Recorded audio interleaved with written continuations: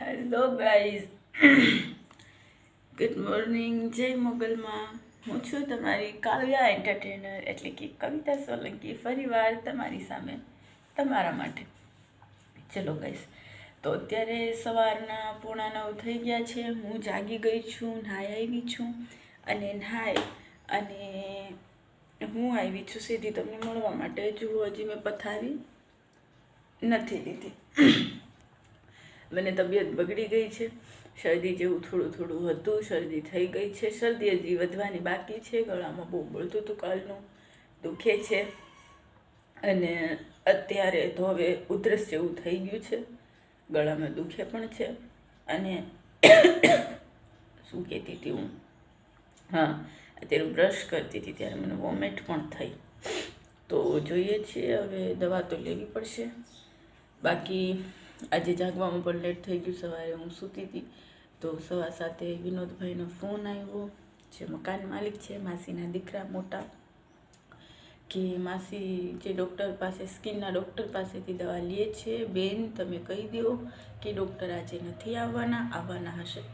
આજે નથી આવવાના, 31 તારીખે આવવાના છે. તો મમ્મી વહેલા કામ પતાવી અને દવાખાના માટે ન નીકળે. તો મેં કીધું માસીને, અને હું પાછી સૂઈ ગઈ 7:15.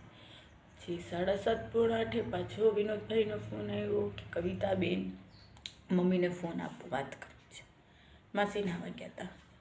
મેં ઘણી રાડો પાડી, માસી બાથરૂમમાં હતા, નીકળ્યા. મેં એને ફોન આપ્યો અને આવી જ રીતે હું ઊભી સૂતી હતી. પછી હું પાછી ફોન લઈને આવી અને આવીને સૂઈ ગઈ. પછી 8:15 કે 17 માસી અવાજ કરી. 8:16 મેં અલાર્મ કાપ્યો. 8:20 હું ઊભી થઈ અને પછી હું નાહી ધોઈ, હજી મારું બધું કામકાજ બાકી છે. રજા નથી તો કંઈ કરવાની ઈચ્છા નથી, એમ થાય છે હજી સૂઈ જાઉં. ઠંડી જેવું પણ લાગે છે, માથું પણ ભારી છે, પણ કોઈ કરવા નહીં આવે.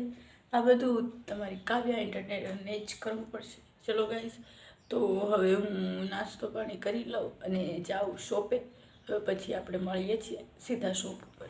હેલો ગાઈઝ, તો 10 વાગી ગયા છે, 9:53 થઈ છે અને હું દુકાને આવી ગઈ છું. જુઓ, મેં જે આપણા એમ કહી છે તો લટકાવી દીધા છે શેમ્પૂ ને બધાના.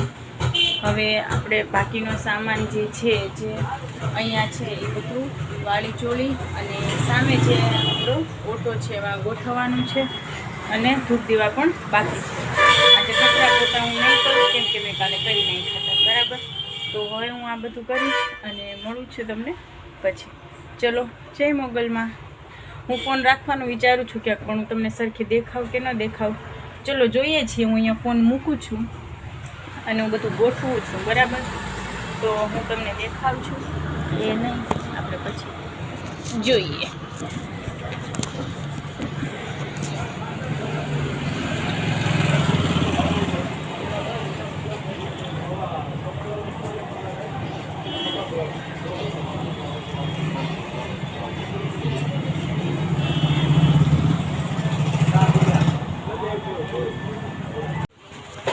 ચલો ગાઈસ, તો સરખું તો કંઈ દેખાતું નથી. હું સાફ સફાઈ કરી નાખું અને મળું છું તમને. હેલો ગાઈસ, અત્યારે 5:15 થઈ ગયા છે અને હું આવી છું રસિક અંકલની દુકાને. રસિક અંકલે ચા મંગાવી હતી તો ચા પીવા માટે તમે જોઈ શકો છો. રસિક અંકલ ચા પીતા એને ઘરાક આવ્યું તો વાગ્યા છે. અને આજે રવિવાર છે તો બજારમાં કંઈ છે નહીં, પણ મારે લીંબુ પણ જોઈતા હતા. તો મેં રસિક અંકલને કીધું તમે મને લીંબુ લઈ આવી દો.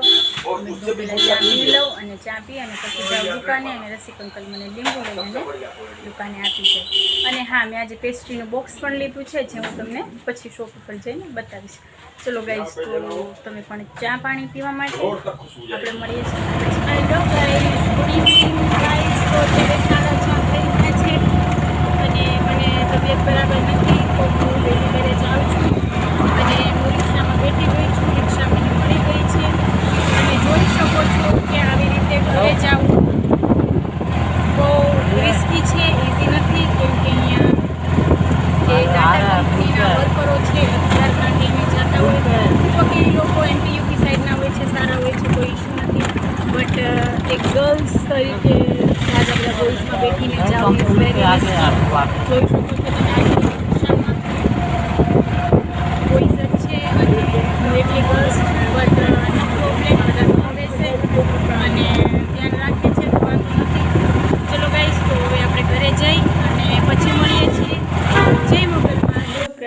Guys, good evening guys. તો હું ઘરે પહોંચી ગઈ હતી, હાથ પગ ધોયા, ધૂપ દીવા કર્યા અને પછી મેં શાક મૂક્યું, ભાત બનાવ્યા અને રોટલી બનાવી. તબિયત બરાબર નથી તો દવા પણ લેવાની છે, તો મેં વિચાર્યું કે ભાતને શાક જ બનાવતી હતી. પછી મેં વિચાર્યું કે રોટલી બનાવું, 1-2 રોટલી ખાઈશ તો તબિયત, કેમ કે દવા લેવાની હોય, વધારે તબિયત ન બગડે. હું સેન્સિટિવ છું તો વધારે એમજીની દવા મને સૂટ નથી કરતી. એટલે જુઓ, જમવાનું તૈયાર છે. હું તમને કેમેરો ટર્ન કરીને બતાવું. ઊંધિયું શાક છે, રોટલી છે, ભાત છે. તો ચાલો ગાઈસ, તમે લોકો પણ જમવા. હવે હું જમવા બેસું છું અને હવે પછી આપણે અત્યારે નથી મળવાના, કેમ કે મારે જમી અને સૂઈ જવું છે. ફોનમાં ચાર્જિંગ પણ નથી, આજ આખો દિવસ લાઇટ નહોતી, એટલા માટે હું જમી કાઢીને સૂઈ જઈશ. તમે પણ જમી લેજો, તમારું ધ્યાન રાખજો, સાચવીને રહેજો. ગુડ નાઇટ, સ્વીટ ડ્રીમ્સ, શોભા ખેર, જય મોગલમાં. અને હા ગાઈસ, તમને મારા વિડીયોઝ પસંદ આવતા હોય તો પ્લીઝ પ્લીઝ પ્લીઝ મને સપોર્ટ કરજો અને તમારી કવિતા સોલંકી એટલે કે કાવ્યા એન્ટરટેનરને તમને મારા વિડીયો બ્લોગ ગમે તો મારા ચેનલને સબસ્ક્રાઈબ કરજો, લાઈક કરજો અને શેર કરજો. જય મોગલમાં.